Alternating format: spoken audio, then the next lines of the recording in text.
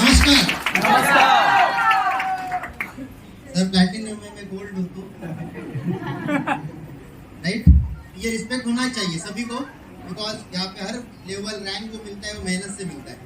और यहाँ पे लोग बोलते हैं कि ये सब नसीबवान लोग हैं, इतने सारे अचीवमेंट हो गए। नसीबवान कोई नहीं है, यहाँ पे हर व्यक्ति ने अपने खून को पसीने के माध्यम से बहा है, तभी जाके यहाँ पे आए, राइट। तो माइलस्टोन से क्या मिला? पैसा मिला, वो तो डेफिनेटली इस बिजनेस में आप जब आते हो और आप एसटीसी, आरटीसी, एनटीसी की तरफ बढ़ते हो तो पैसा आता ही है। लेकिन इम्पोर्टेंट है, इस बिजनेस के माध्यम से आपके नाम को पहचान मिलती है। और आप जब इस बिजनेस में अचीवर बनते हो तो आपकी जो बॉडी होगी या आप होंगे बाद में जाएंगे, आपका नाम पहले बन जाएगा। ये फर्क है। बाहर के दुनिया में आप पैसा कमाने वाले लोग देखेंगे, हर एरिया में, विरार में भी कम नहीं है जहाँ पे पैसा कमाने वाले लोग लाखों करोड़ों रुपए कमाने वाले लोग, लेकिन उनको थैंक यू बोलने वाला, उनको फूल देने वाला और ये बोलने वाला कि सर भाई साहब आपके वजह से हमने भी कमाया, ऐसा बोलने वाला एक भी व्यक्ति नहीं। लेकिन इस बिजनेस में अगर आप एनटीसी बनते हो, आईटीसी बनते हो तो आपके वजह से हजारों लाखों लोग पैसा कमाते, और यही सबसे बड़ा डिफरेंस है। तो आप ऐसे जिंदगी जीना चाहते हो जहाँ आप भी पैसा कमाओगे और आपके वजह से लोग भी पैसा कमाएंगे? चाहिए ऐसा जिंदगी? ओके, तो मैं आज 5 मिनट कुछ बात करता हूँ, उसको समझिए और हो सके तो उसको इम्प्लीमेंट करिए। डेफिनेटली हमसे बड़ा अचीवमेंट आपका हो सकता है। जिंदगी में हर इंसान बड़ा बनना चाहता है कि नहीं बनना चाहता? आप भी बड़ा बनना चाहते हैं? खाली उम्र से नहीं, खाली उम्र से नहीं, अचीवमेंट से, पैसे से, नाम से बड़ा बनना चाहते हो? कैसे बनोगे? मेहनत करके। मेहनत पे पूरा भरोसा है? यस। पूरा मेहनत पे भरोसा है? यस। 100% मेहनत पे भरोसा होना चाहिए। यस। लेकिन अगर मेहनत सही जगह पे नहीं हुआ तो,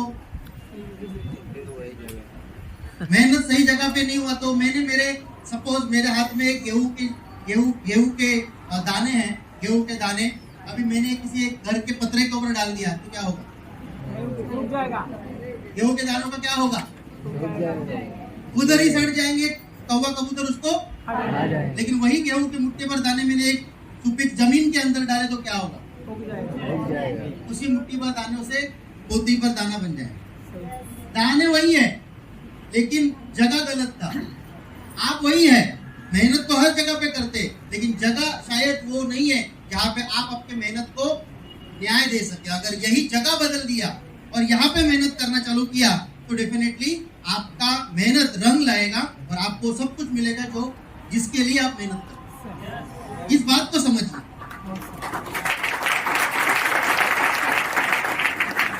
यहाँ पे घर, गाड़ी, बंगले की बात होती है, किसको नहीं चाहिए? सबको चाहिए। सबको चाहिए। कुछ लोग घर, गाड़ी, बंगले की बात करते हैं तो कुछ लोग हंसते भी है, लेकिन जो हंसने वाले होते हैं उनको भी चाहिए। किसको नहीं चाहिए घर, गाड़ी, बंगला? सबको चाहिए। लेकिन क्या होता है, हम लोग जब छोटे बच्चे थे ना तब हम लोग बड़े बड़े सपने देखते थे, राइट और रॉन्ग? छोटे बच्चे बड़े सपने देखते हैं, लेकिन वही छोटा बच्चा जैसे बड़े बड़े होता है उसका सपना भी क्या होता है? छोटा होता जाता है। सबके पास सपने हैं, लेकिन हमने अपने आप को कन्विंस कर दिया है, या फिर हमारे आजू बाजू के जो अभी माहौल बना है उसने हमने अपने आप को कन्विंस कर दिया है कि बड़े सपने अभी देखना मत, बिकॉज देखने से कोई सपने पूरे होने वाले नहीं। तो जो जिंदगी चल रही है उसी के अंदर एडजस्ट करना सीखो। ये हमने अपने आप को क्या कर दिया? कन्विंस कर दिया, कन्विंस कर दिया। हमारा महीने का फिक्स इनकम है 15, 20, 25, 30, तो हमने हमारे सारे खर्चे भी उसी के अंदर क्या कर लिए? एडजस्ट कर लिए। ऐसा नहीं कि हमारे कोई बड़े सपने नहीं है। हम लोग किसी बड़े शोरूम में जाते हैं, कपड़े के बड़े शोरूम में जाते हैं तो महंगे से महंगे शर्ट पे, महंगे से महंगे जूते पे, महंगे से महंगे साड़ी पे हमारी नजर जाती है कि नहीं जाती? जाती है। हमारे पाँव भी उधर चलते हैं, लेकिन जैसे प्राइस टैग देखते हैं हम अपने आप को कन्विंस करते हैं भाई ये तुम्हारे लिए नहीं है। गाड़ी देखने के बाद किसी का मर्सिडीज देख लिया, किसी का BMW देख लिया, किसी का फॉर्च्यूनर देख लिया, कहीं ना कहीं हमारे दिमाग में भी एक सवाल आता है यार कितना जबरदस्त गाड़ी, राइट है ना? यस। लेकिन थोड़े देर के बाद हम लोग अपने कन्विंस करते हैं हमारे लिए नहीं है। किसी घर में जाते हैं, वहाँ पे अच्छा इंटीरियर किया होता है, हर बेडरूम में AC लगाया होता है, 3 BHK होता है, 2 मिनट के लिए हमें भी लगता है कि यार कितना जबरदस्त घर है, मतलब क्या हमें भी लगता है कि ऐसा घर हमारे पास भी होता तो मजा आता है, लेकिन 2 मिनट में हम लोग अपना कन्विंस करते हैं कि ये हमारी बस की बात नहीं है। कितना दिन ऐसा कन्विंस करते करते जियोगे? और ये प्रॉब्लम नहीं है कि हम अपने आप को कन्विंस करते, हम लोग अपने आप को कन्विंस करते करते 30, 40, 50, 60, 70 साल के हो गए। प्रॉब्लम सबसे बड़ी ये है कि हमारी जो पीढ़ी बढ़ रही है ना, उसको भी हम लोग कन्विंस कर रहे हैं कि भाई तू भी बड़ा नहीं बनेगा, छोटा जिंदगी हमको छोड़। उसको भी हम लोग क्या कर रहे हैं? कन्विंस ही कर रहे हैं। ऐसा मत करो। ये बिजनेस करने के लिए कोई सही उम्र बड़ी या छोटी जरूरी नहीं है। अगर आप 20 साल 22 साल के एज में ये बिजनेस देखते हो, आप नसीबवान हो। अगर आप 55 60 साल के एज में बिजनेस देखते हो, फिर भी आप नसीबवान हो। जिस दिन आप ये बिजनेस देखते हो, उस दिन आप शुरुआत करते हो और नेक्स्ट 5 साल आप बिना दिन रात देख के मेहनत करते हो, तो उसके बाद आप भले 25 को या 75 को माइल लाइफस्टाइल आपके लिए सभी के लिए सेम जिंदगी देगा, सेम पैसा देगा। उसको कैसे एंजॉय करना है वो आपके ऊपर डिपेंड करेगा। आज उमेश सर और हम देखो, आज हम लोग 55 60 70 साल के नहीं है, दोनों भी शायद सेम एज के ही है, एक ही प्लेटफॉर्म पे है। बिजनेस की शुरुआत जब किया था तब वो भी साधारण नौकरी करते थे, मैं भी साधारण नौकरी करता था। मेरा 4000 का जॉब था बैंक में, बैक ऑफिस में डाटा एंट्री करता था। डॉइच बैंक है, अंधेरी साकिना का भी उसका हेड ऑफिस है। मेरे कुछ दोस्त आज भी वो जॉब करते हैं, उनका सैलरी अभी 40,000 के आसपास है। तो मैं भी उस जॉब को आगे बढ़ाता तो मेरा भी इनकम 40,000 तक की पॉसिबल था। तो 40,000 में अगर आपका शादी हो गया है, आपको एक बच्चा है, तो आप क्या खर्चे कर पाओगे?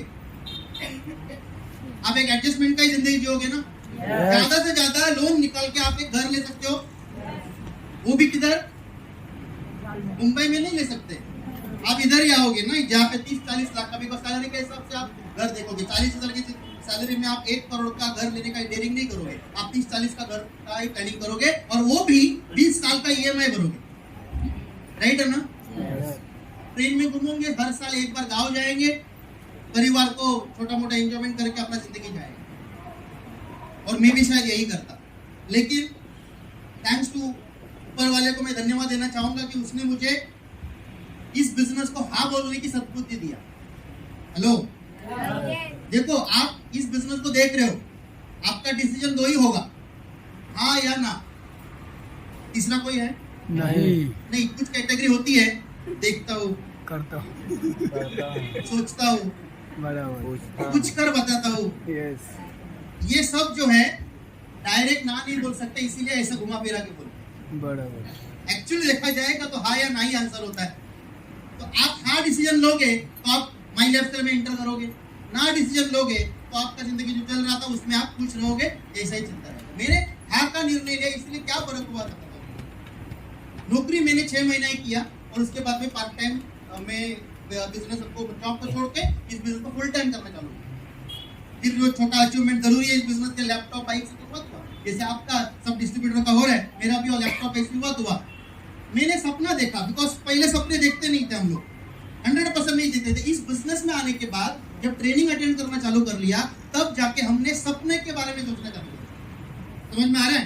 मैं कोई मोटिवेशन, रियलिटी बात कर रहा हूँ। साधारण इंसान, मैं रहता था भांडुप में चाचा के पास, 10 बाई 10 का रूम था, उसमें चाचा का पूरा फैमिली और मैं, मेरा पूरा फैमिली गांव में रहता था। 4,000 कमाता था, 1,000-1,500 चाचा को देता था, 1,000-1,500 गांव बेचता था, मेरे को 500-1,000 बचता था, उसमें मैं घर चला था या मेरा खर्च चला था। तो सपने देखा ही नहीं थे। इस बिजनेस को ज्वाइन करने के बाद ट्रेनिंग अटेंड किया, सपनों के बारे में समझना सोचना चालू किया, तब मैंने सपने बनाए, एक गाड़ी लूंगा और एक घर लूंगा। इतना ही सपना मैंने देखा था। ये बिजनेस की ताकत बताओ, आप जो सपने देखते हैं वो भी पूरे करता है, और जो नहीं देखते हैं वो भी पूरे करता है। मैंने क्या ड्रीम रखा था उस वक्त मेरा एज था 25-26 के आसपास। मैंने ड्रीम रखा था एक गाड़ी लूंगा, एक घर लूंगा, बिकॉज मेरे पास घर नहीं था ना गाड़ी था। बिकॉज यहाँ पे कुछ लोग गाड़ी देख के मुझे लगा तो मुझे भी गाड़ी लेना चाहिए, तो घर का तो जरूरत था मुझे। लेकिन इस बिजनेस में पिछले 8-9 सालों में एक गाड़ी का सोचा था, 4 गाड़ी का, एक घर का सोचा था, वो तो मैंने लिया। इधर ग्लोबल सिटी में मेरा फ्लैट है, मैंने 2016-17 में लिया। उसको अभी क्लियर करवाया और लॉकडाउन लगने से जस्ट पहले मैंने दूसरा घर बुक किया। मतलब जहाँ पे लॉकडाउन में लोगों ने अपने घर बेचे, उसी लॉकडाउन में मैंने दूसरा घर लिया, अगले महीने उसका पोजीशन मुझे मिला।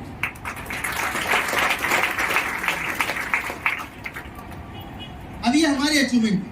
फ्लाइट में बैठने के बारे में सोचा था, लेकिन पायलट ने श्रीलंका, दुबई, मलेशिया इधर भी घुमाया, ये सब कुछ हो रहा है। आज अगर आप लिस्ट चेक करोगे तो यहाँ पे उन्नीस सर ने प्लान बताया 2,10,000 हफ्ते का। अगर माइलेस्टल के वेबसाइट पे 2,10,000 कमाए हुए लोगों की लिस्ट में सुभाष एकनाथ अपराज का नाम दिखेगा।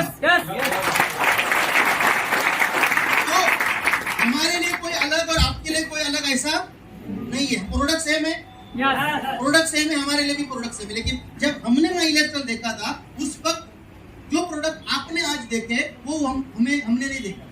टूथपेस्ट, सोप, शैम्पू हमने देखा नहीं था, उस वक्त लॉन्च नहीं होते। बाद में एलिमेंट ब्रांच लॉन्च हुआ और बाद में आज हमारे पास सब टाइप के प्रोडक्ट है। तो आज आपके लिए आसान हो गया है। बल्कि 2016 में भारत सरकार ने गवर्नमेंट के इसमें गाइडलाइन भी ला लिया। तो आप दिखा सकते हो उन लोगों को जो बोलते हैं ना कि भाई ये धंधा बकवास है, ऐसा चलता नहीं है, उनको गाइडलाइन दिखा सकते हो। हमारे टाइम में वो गाइडलाइन नहीं था, सब 16 में आया। 2019 में महाराष्ट्र गवर्नमेंट ने गाइडलाइन लाया, मतलब वो पेपर आपके पास है, आप दिखा सकते हो। किसी भी व्यक्ति को दिखा सकते हो कि ये गाइडलाइन है, और आने वाले समय में लॉ भी आएगा, वो भी आप दिखा सकते हो। तो आपके लिए चीजें आसान है, लेकिन जरूरी है कि ये बिजनेस आपने देखा, लेकिन आपकी जिंदगी में इस बिजनेस की क्यों जरूरत है ये आप डिसाइड करो। अपॉर्चुनिटी, आप सुबह सुबह आपने चाय पिया रहेगा, गरम चाय में बिस्किट डुबा के खाते, मजा आता है। लेकिन बिस्किट ज्यादा देर डुबा के रखा तो बिस्किट भी अंदर जाता है, ना चाय का मजा आएगा ना बिस्किट का। तो इसीलिए अपॉर्चुनिटी जो होती है ना, वो ज्यादा देर आपकी जिंदगी में रुकती नहीं है। आप उसको देखो, इमीडिएट डिसीजन लो, तुरंत इस बिजनेस में आ जाओ। नहीं तो वही अपॉर्चुनिटी अगले संडे आप ही के चेयर पे बैठ के हमारे जैसा कोई पागल देखेगा, वो आएगा, वो आगे पायलट में आगे बढ़ेगा।